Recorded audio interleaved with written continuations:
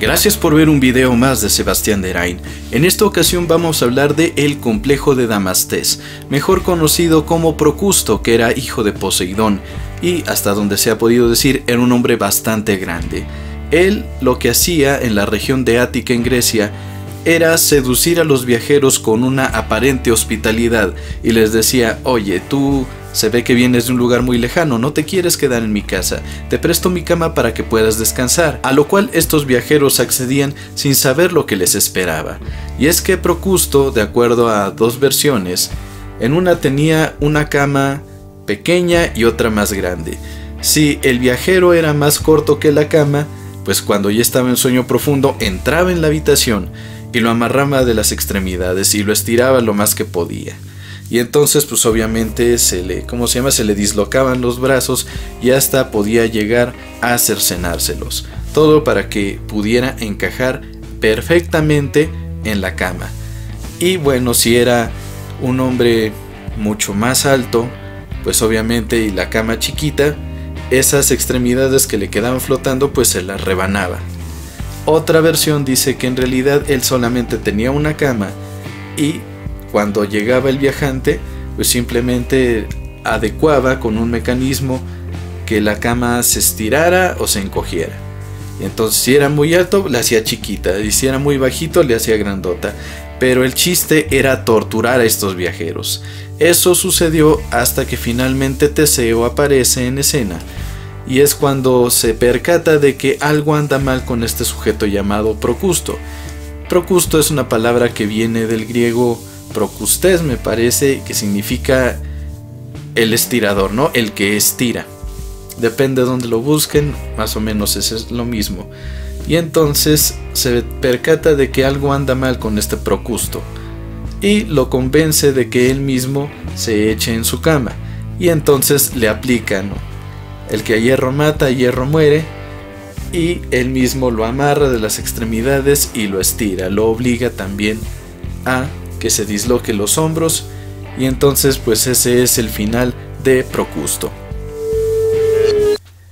Este mito es importante que nosotros lo analicemos porque tiene un contraste muy interesante con el que vimos de Sísifo, y es bastante interesante. De hecho tengo mis notitas aquí en mi cuaderno de Mafalda. Y pues bueno, ¿cuál es la diferencia con el de Sísifo? Porque parece que ambos manipulan las cosas para salirse con la suya. Y pudiéramos caer en el error de creer que una persona que busca salirse con la suya puede estar en el complejo de Sísifo. Pero ¿qué sucede entonces con el complejo de Procusto? También busca salirse con la suya. Bueno, este personaje, hijo de Poseidón, buscaba salirse con la suya mediante el engaño, al igual que Sísifo, pero lo que él hacía era traicionar, al igual que Sísifo, pero la gran diferencia yace en que hay una tortura, hay una relación violenta. Por ejemplo, yo ya les había hablado en varios videos sobre la diferencia entre una relación de poder y una relación de violencia con base en lo que había dicho Michel Foucault. Él estipulaba que una relación de poder es una acción sobre otra, y esto era lo que hacía más que nada Sísifo gracias a su inteligencia. Él utilizaba su inteligencia para ponerse en una posición de poder frente a los propios dioses, y de hecho por eso lo terminaron castigando. En cambio, Procusto directamente actuaba sobre el cuerpo de las personas. Eso es lo que define una relación violenta: actuar directamente o sobre los objetos ajenos o directamente sobre la persona. Entonces allí encontramos nosotros la división. Ahora, mucha gente hace el simbolismo respecto de la historia de Procusto con gente que es intolerante, que no acepta los cambios, o bien que quiere ajustar absolutamente a todo mundo a lo que él quiere pensar. ¿Por qué? Porque tenía esta cama de hierro, o bien estas dos camas. Bueno, vamos a dividir el análisis. En caso de que fuera la versión 1, donde se trata de dos camas, nosotros nos damos cuenta de que es un arte de manipulación. El chiste no es buscar que la gente encaje en la cama, simplemente los quiere torturar. Es el simple placer de fastidiar. Y pues bueno, eso me parece que caería más en el sadismo. Entonces pues me parece que sería un análisis bastante inútil, porque podríamos tomar un ejemplo que sería un poco más claro, ¿no?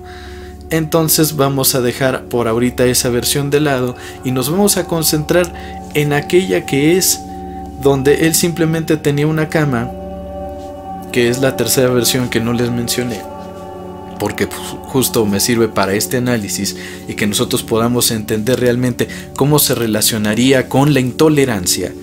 Y es que al tener esa exclusiva cama se vuelve su obsesión, ¿no? Yo duermo en esta cama, soy el que estira, sí, pero así me llaman según el mito. Mi nombre simplemente es Damastés. Y aquí estoy, y le presto mi cama a un extraño para que pueda dormir bien. Pero tengo una compulsión porque este sujeto se ve raro en mi cama. Yo quedo perfectamente, está hecha a la medida, pero él está muy alto, tiene que quedar bien. Y entonces ahí notamos que hay cierto trastorno, de que todo encaje perfectamente tal como él piensa que debe ser. Si yo quepo en mi cama de determinada manera, los demás tienen que caber igual. Si el tipo es muy pequeño para estar en mi cama, pues de alguna manera esto me genera angustia, así que voy a tratar de hacer lo que pueda. Voy a tomar un mazo, le voy a masacrar las piernas y ya con sus huesos hechos polvo, pues voy a estirar la piel lo más que pueda para que quede en el borde de la cama. Y entonces cuando nosotros analizamos este tipo de ideologías, nos damos cuenta de que hay una cultura que favorece este tipo de obsesiones, donde, porque yo pienso que este modo de vida es el adecuado, todos los demás tienen que seguir exactamente ese mismo camino. Y es donde empiezan los problemas. Porque si nos encontramos con una persona que piensa igual y que favorece eso, dice, nada, tú encajas perfectamente en mi cama, seamos amigos. Pero se encuentra en otra persona que esa ideología que conserva o que preserva no es compatible. Y entonces dicen, hay que forzar a este sujeto a que se estire o se encoja para que encaje perfectamente en nuestra cama. No hablamos de nada pervertido, simplemente es este simbolismo de todo tiene que encajar perfectamente tal como yo. Si los demás no son como yo, hay que rechazarlos, hay que atacarnos, hay que vulnerarlos. Y es en ese momento que estamos hablando de un complejo de Procusto. ¿Y por qué no decimos entonces que esto es un trastorno? Bueno, porque la definición de trastorno me parece que hasta donde yo me quedé por lo menos, que es cuando una persona se sale fuera de lo que su sociedad está elaborando. Si por alguna causa en esa sociedad se favorece un tipo de trastorno como este de hay que obsesionarnos con nosotros, como por ejemplo sucedió con el nacionalismo a lo largo, pues, ¿de qué será? De 200 años, donde nosotros hacemos esto en esta región, todos tienen que ser iguales, y aquel que se vea distinto o aquel que es extranjero, pues se las va a ver muy mal. Y en ocasiones pues esto simplemente era de una cuestión de identidad nacional, y en otras ya era una política de Estado, y llegó a ser bastante severo, mucha gente llegó a ser perseguida, y pues bueno, eso no podía considerarse un trastorno, porque el trastorno es una persona aislada de su grupo, alguien que no está viviendo con normalidad. O bueno, por lo menos esa era una parte de la definición de trastorno, porque hasta donde yo lo sé, también tiene ese plus de que forzosamente necesita afectar la calidad de vida de la persona. Si no afecta la calidad de vida de una persona, no se considera un trastorno, pero si sí la afecta, entonces lo es. Pero volviendo al tema de Procusto, tenía aquí un ejemplo. Por ejemplo, mi abuelo paterno tenía este complejo de que todo el mundo tenía que hacer las cosas tal cual él lo decía. Tanto para mi abuelita, que ella estudió enfermería, de hecho ya se había titulado, podía empezar a trabajar, de hecho ya tenía empleo en el Instituto Mexicano del Seguro Social. Prácticamente nada más tenía que ir el lunes, presentarse y ya estaba. Pero mi abuelito, como tenía esta obsesión de que tenía que ser el proveedor, pues no la dejó trabajar, y entonces la fastidiaba a todo el mundo. No, incluso llegó a ser violento con ella porque no lo obedecía. también ya al final de su vida, pues saben que ya les he contado que mi abuelo tuvo cáncer. Y obviamente yo, como tengo su mismo nombre, pues me volví su consentido, ¿no? Yo fui el primer nieto. De hecho, todos estos libros que ustedes ven, la mayoría me los heredó mi abuelo cuando falleció hace algunos años. Entonces, teníamos una relación bastante estrecha nosotros. Sin embargo, ya al final de su vida, ya con cáncer, pues mi tía, que es la hermana mayor de mi mamá, se tuvo que ir a vivir con él. Y pues por alguna razón mi abuelito quería que mi mamá se fuera a vivir con él y lo cuidara, no quería a mi tía. Y mi tía estaba así como que pues tenía muchos problemas, se tuvo que mudar a su casa porque ya no tenía la suya. Y pues mi abuelito, en vez de hacérselo más fácil, en vez de agradecer la ayuda, porque ella estaba procurando que él estuviese bien, de hecho mi primo también estuvo atendiéndolo, pero mi abuelito estaba con una actitud sumamente nociva y a lo que se dedicó fue a atacar a mi tía, insultarla, sacarle cosas, errores del pasado para hacerla sentir mal, como si volverse insoportable la fuera a obligar a irse. Y mi tía le dijo: es que sabes que no tengo a dónde ir, me voy a quedar acá y te vamos a cuidar. Y entonces un día pues, tuvimos que confrontar a mi abuelo y decirle: sabes que yo, porque yo entendía ese papel, ¿no? Le tuve que sacar todos sus trapos sucios. Le dije: sabes qué, sabemos quién eres, aún así te queremos, pero te tienes que portar bien. Sí, mi tía se va a quedar contigo, mi tía te va a atender, te va a cuidar. Todos los demás vamos a seguir aquí visitándote. Y pues mi abuelito no entendió. Y de hecho un día yo le di un ultimátum, le dije: ¿sabes qué? Si no te vas a portar bien, si no vas a tratar con decencia a mi tía, yo ya no voy a regresar. Cuando la trates bien, yo regreso. No lo hizo, no nos volvimos a ver. No, a lo mejor me heredó los libros como una forma de reproche, a lo mejor ya tenía ese testamento escrito, no lo sé. Pero mi abuelito era de esa actitud, de que te portas mal, viene el cinturonazo. Y esto me llevó a reflexionar al respecto de este complejo de Procusto, con este afán de pegarle a los niños como una especie de correctivo, y es donde se origina la polémica, pero les voy a matizar un poco por qué es que se da. Hay gente que le pega a sus hijos, como ya lo mencioné, a manera de correctivo, simplemente les dan un manazo o unos cuantos cinturonazos o con la chancla, etcétera, para ver que se porten bien, ¿no? Un condicionamiento. Yo te pego cada vez que haces esta cosa, déjala de hacer, no te pego y todo en paz. No es que yo te odie, es que simplemente no quiero que hagas eso. Como un animalito. No, ya les hablaba del efecto mascota. Pero lo que sucede, por ejemplo, con personas que ya tienen mucha angustia, mucha ansiedad, no saben cómo lidiar con ese estrés, pues muchas veces se ensañan con el niño o con la niña y entonces le empiezan a pegar. Pero en vez de que sea solamente un correctivo para ya déjalo de hacer, realmente se emocionan y vuelven de eso un acto de crueldad, porque ya le dejan marcas por todos lados. Realmente son golpizas tremendas.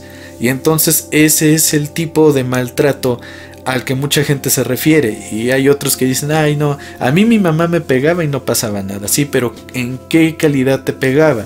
Realmente te daba unos cuantos correctivos para que te portaras bien, para que desistieras de un mal comportamiento, o te masacraban. De hecho hay el caso de un sujeto que para castigar a su hijo lo metió, creo que en una lavadora. En el canal de Walter's Horror creo mencioné eso. Pero bueno, ahí está el caso, no es necesario entrar en detalles. Hay gente que en este afán de si no haces lo que yo quiero que hagas del modo en que yo quiero que lo hagas, te voy a torturar, te voy a maltratar severamente. Hace poco también me enteré de un caso, bueno, no tan hace poco, ya tendrá como unos 4 o 5 años tal vez, de una chica afrodescendiente que en una universidad se encontró a un chico delgado, de piel blanca, un caucásico, vamos, que tenía el cabello rubio, pero estaba estilizado con unos dreadlocks, ya saben, las rastas, y las tenía muy largas. Y entonces ella lo increpó y le dijo, oye, eso que haces está mal, deberías de arrepentirte, no te da vergüenza. Y él se quedó como que, ¿qué es lo que me debería de dar vergüenza? ¿Qué hice? Yo voy llegando. Y la tipa le dice, no, pues es que mira, tú tienes esas dreadlocks, no las puedes usar, están prohibidas para ti, es apropiación cultural. Y el tipo le dijo, bueno, lo siento, pues yo no lo sabía. Y sí. Y él dijo, bueno, ya, partimos caminos, la voy a ignorar, tipa loca. Y esto nos lleva a otro ejemplo también que me encontré hace poco, que era el de no sé si llamarlo así sea correcto, pero es el famosísimo Agustín Laje, que estaba hablando y muy orgulloso de que le había dicho, creo que a unas feministas en Perú, que bueno, estaban debatiendo sobre el aborto. Y él dice, no, ella dice, ¿y qué pasa si yo salgo ahorita de aquí y me violan y termino embarazada? ¿Qué hago? Y el sujeto muy orgulloso le dice, ay, no, pues es que el abortar no te va a desviolar. Y entonces es como, ¿en serio vas a estar diciendo esta estupidez? Y todavía hay gente que dice, ay, es que lo sacan de contexto, ¿no? Después el tipo mismo sube el video en su canal muy orgulloso. Ah, es un imbécil. Y les voy a explicar por qué es un imbécil. No es un imbécil nada más porque yo diga, ay, el aborto está chido y el tipo me lleva la contra, entonces lo voy a atacar. No, hay una razón. Verán ustedes, hay un ejemplo de la guerra de los Balcanes, que fue cuando se dividió Yugoslavia, cuando se murió el líder Tito, así se llamaba Tito, Josip Broz Tito, algo así. Y entonces, luego de eso, hubo un conflicto entre católicos, me parece, y musulmanes, cristianos y musulmanes, algo así.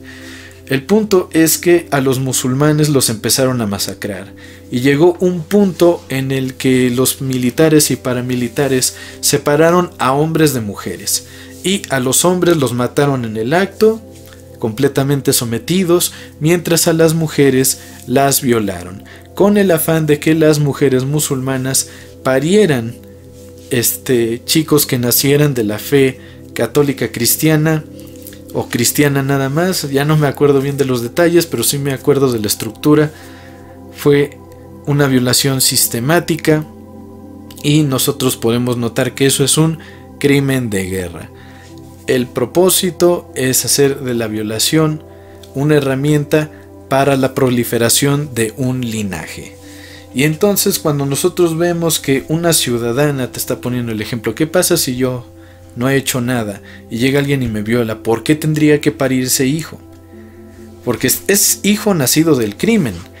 Y al tú permitir que viva, estás autorizando, o es mejor dicho, estás recompensando al criminal con un linaje que no se merece porque lo obtuvo a la fuerza. Si en un caso es un crimen de guerra, ¿por qué tendríamos que autorizarlo?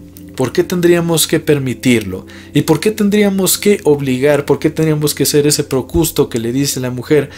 Como tú tienes esta capacidad biológica de parir, te vas a chingar y tienes que dar a luz al hijo de un criminal, de un violador, en un acto de justificación de lo antisocial.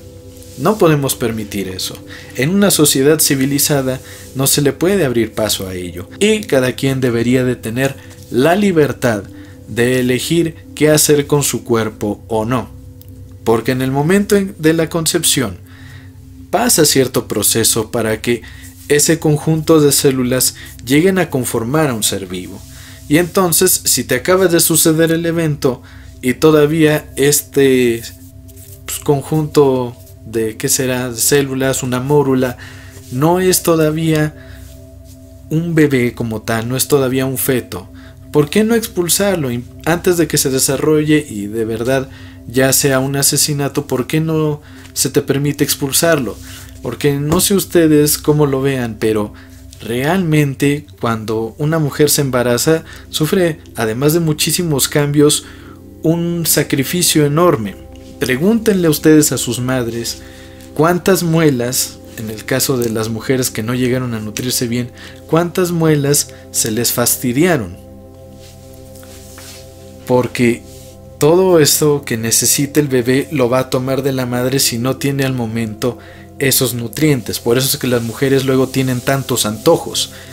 Y me parece que un sacrificio que las mujeres hacen muchas veces por amor para dar a luz a un hijo, a una hija, no tendría por qué ser forzado si es fruto de un crimen. ¿Qué opinas tú del complejo de Procusto? ¿Consideras que es lo adecuado obligar a los demás a pensar igual que tú? Porque digo, con el ejemplo de Agustín Laje me parece que sigue siendo un imbécil. Sin embargo, no voy a forzarlo a que piense como yo, ni lo voy a atacar así como que, ay, ¿por qué no piensas como yo? Eres un idiota. No, simplemente presento mis argumentos y si él quiere seguir pensando como lo hace, que lo haga. Igual me parece un mentecato y nada va a cambiar para mí, sigue siendo un hombre libre. Pero yo también en mi libertad tengo derecho a reaccionar ante lo que haga, ¿no? Reaccionar no es obligar a los demás. Entonces, si el video te gustó, regálame un pulgarcito arriba y suscríbete a mi canal porque el amiguismo es la onda. Sebastián Derain para servirte.